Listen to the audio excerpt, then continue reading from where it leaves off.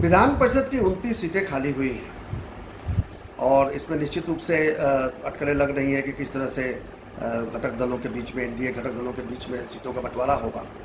तो जो 9 सीटें विधायकों द्वारा चुनी जानी है उनका तो बड़ा क्लियर है कि भाजपा 2 और जदयू 3 और गठबंधन के, महागठबंधन के लोग 4 प्रतिनिधि भेज पाएंगे। उसमें बहुत ज़्यादा दरमलाई का जगह भी नहीं है।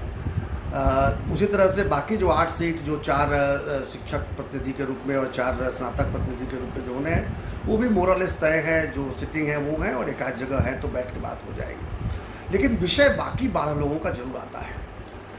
ये 12 नॉमिनेटेड जो हैं ये एक स्पेशल केस है, क्योंकि आप देखेंगे अगर तो 2012 में जब 12 सीटें खाली हुई थी उसमें भी एनडीए गठबंधन में भाजपा और जदयू साथ थे और 1 वर्ष बाद गठबंधन टूटा। 1 वर्ष के बाद, 14 महीने बाद गठबंधन टूटा।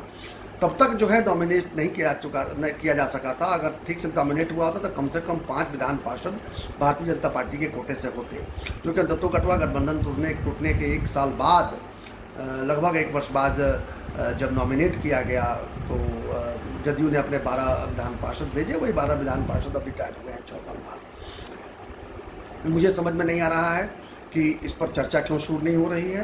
इस पर तुरंत चर्चा शुरू करके अगर जो भी फार्मूला बनता हो, जो बिहार के विधानसभा के चुनाव में एनडीए जो जिस तरह से आपस में सीट बांटने वाली है, उसी तरह से पहला प्रयोग हो जाए कि विधान परिषद की ये 12 सीटें आपस में बांट ली जाए और तुरंत इसको नॉमिनेट कर दिया जाए। इसका तो कोई भी कोविड से या जो लॉकडाउन है उससे कोई संपर्क नहीं है।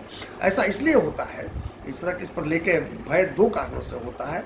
एक तो 2012 का अनुभव और दूसरा 2017 का एक नया अनुभव है, जब हमारे विधान परिषद के सभापति जब अवधेश नारायण सिंह जी टेक्निकल कारणों से रिजाइन किए थे, क्योंकि उनका विधान परिषद का कार्यकाल पूरा हो गया था और जब वो दोबारा जीत के आए तो उन्हें पुनः शपथ लेना चाहिए था।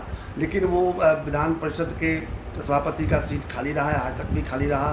बल्कि उपसभापति को, जो जदयू के कोटे से आते हैं, उनको कार्यकारी सभापति बनाकर काम चलाया गया। आज संयोग से उनका भी कार्यकाल समाप्त हो गया। अभी तो दोनों पद रिक्त हैं। लेकिन अभी तक भारतीय जनता पार्टी ने उस पद को अपने नॉमिनी से भरने के लिए आग्रह नहीं किया है। इसी तरह से देखिएगा मंत्रिपरिषद में भी हम अंडर रिप्रेजेंटेड हैं, जितने और 3-4 हमारे या 5 मंत्री होने चाहिए थे, जो अब तक उस पर पिछले 1 वर्ष से वो खाली पड़ा हुआ है।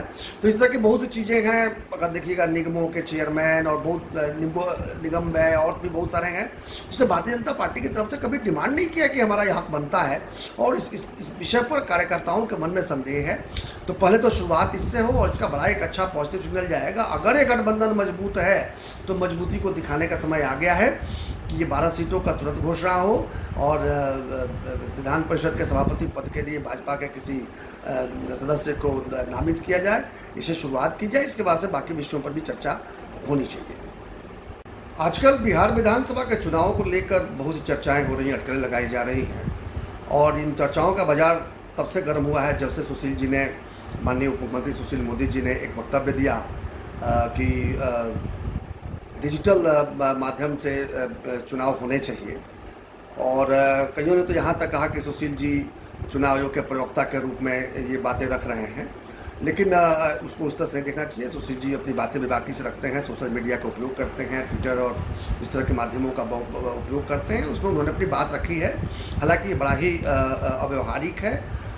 ये बिल्कुल संभव नहीं है कि डिजिटल मीडिया से या डिजिटल माध्यम से इस तरह के चुनाव किए जाएं, क्योंकि पहली बार तो गोपनीयता का विषय आता है, दूसरी डिजिटल उतना पेनिट्रेशन नहीं है और तीसरी बात है अगर बिहार की बात करते हैं तो अभी तो 100% जो है लिटरेसी अचीव करना ही बहुत दूर है। तो इस तरह से ये तो संभव नहीं है। लेकिन ये कोई पहली बात नहीं है। आपने देखा होगा सुशील जी ने जब प्रवासी मजदूरों को बिहार लाने की बात चल रही थी और गृह मंत्रालय ने बसों से लाने का जब परमिशन दे दिया था, तो उन्होंने एक वीडियो जारी करके कहा था कि रेल से ही लाना संभव हो पाएगा।